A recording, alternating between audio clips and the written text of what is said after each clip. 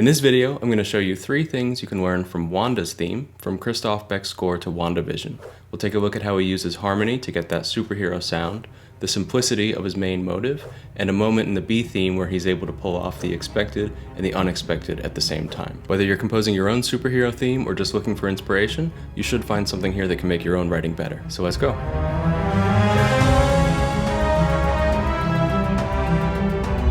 Hey guys, welcome to my channel. I'm Ryan. I'm a composer for film, TV, and video games, but I also love figuring out and talking about the way that writing music works. So the first thing I want to talk about is harmony.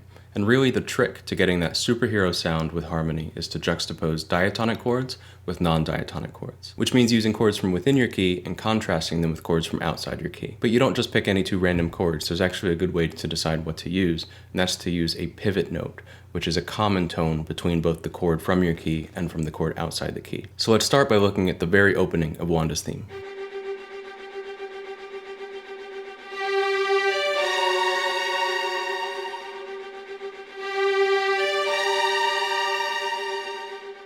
So you can see in the beginning here, we start on that G pedal. That tells us that G is home, and it makes G feel like a very safe ground. We're taking that G pitch as kind of our reference point for everything that's going to come after it. When he comes in with that F sharp major chord on bar 3, it sounds really surprising and unexpected because we were just set up to believe that we're in G. All of a sudden we're getting this F sharp major chord, which is not from G major or G minor, and doesn't really fit our expectations. But part of how he's able to make that work is because of that melody tone. Now here it looks like an A sharp because that's the 3rd of the F sharp chord, but really in this context it's a B flat. So he uses that A sharp or B flat as a pivot note between the F sharp major chord and the G minor chord. And he's able to flip-flop back between the 2 of them, and it feels very smooth because of that one common tone. You can just go in between them. This is a very common technique for superhero harmony. I did the very same thing in the Interns of Field theme that I wrote a few years ago.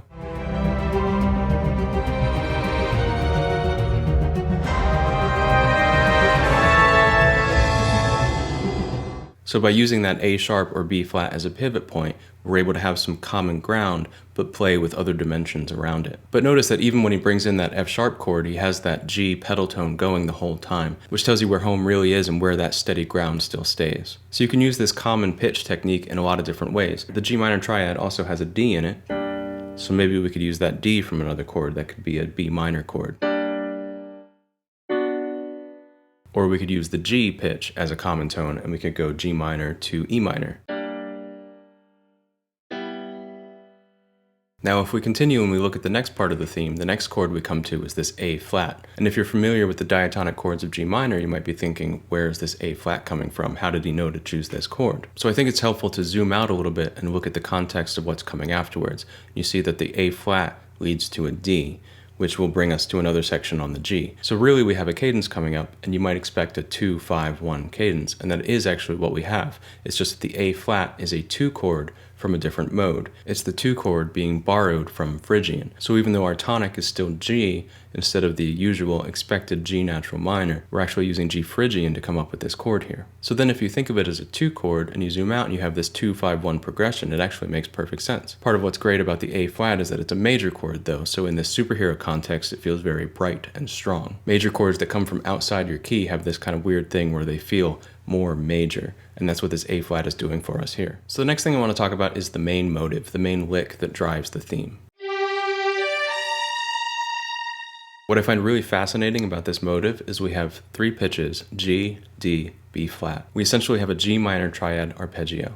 Now this is a Disney Marvel film, millions of dollars, who knows how much the music budget was, and he's able to use a G minor arpeggio as his main theme. So I really think this shows that there is no excuse when people are saying, I can't come up with ideas, I don't have a good enough lick.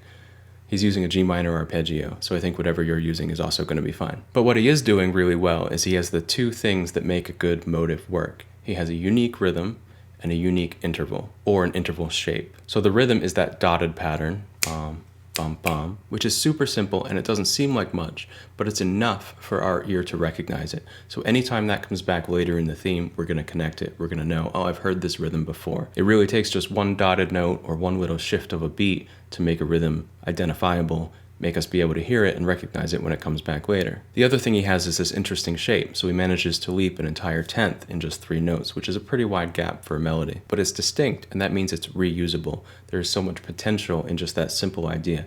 You could use that same G minor chord and just shift everything up a tone.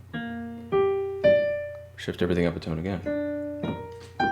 And even do that on different chords. So even if you just think of the 12 major triads and the 12 minor triads, there are 72 ways you could play that one lick. So by having that distinct rhythm and that distinct interval shape, he's able to have a strong motive, even if it is just a G minor arpeggio. So this last thing I want to talk about is this section near the end that I'm calling the B theme, where he has this very unexpected harmony. We start on the G minor, which has been the key of the entire piece, and it makes perfect sense. But then we get this E minor 7 flat 5, which is very unexpected and very rich sounding.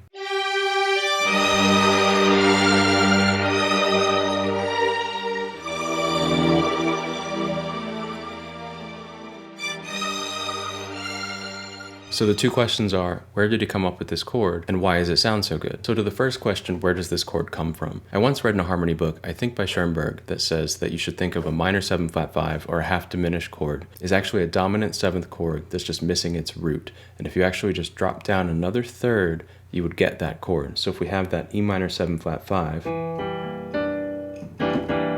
and we put a C below it, we get a C9 chord, which sounds super jazzy. So you can go back and forth between that G minor and the C7.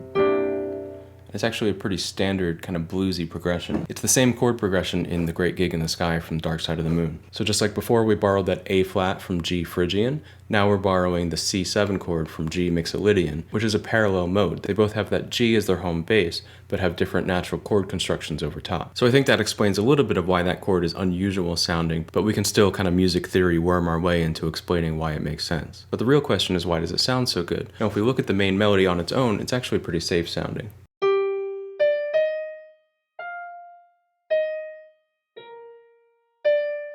It would have been perfectly fine to just use the G minor the whole time, or even the D chord. So the melody is very safe, and the melody is giving us something very expected. And that's actually where the room comes in to do something unusual with the harmony.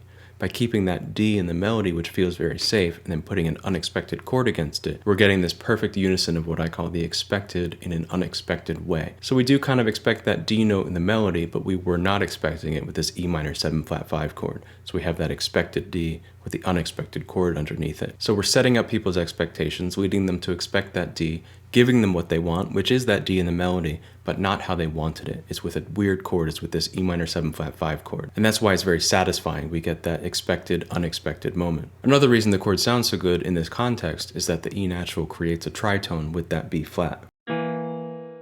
And for hundreds of years, the tritone has been that sound of the other, and here we are in this superhero, alternate dimension, other universe world, so it makes sense that we'd be using tritones to kind of establish that spooky space.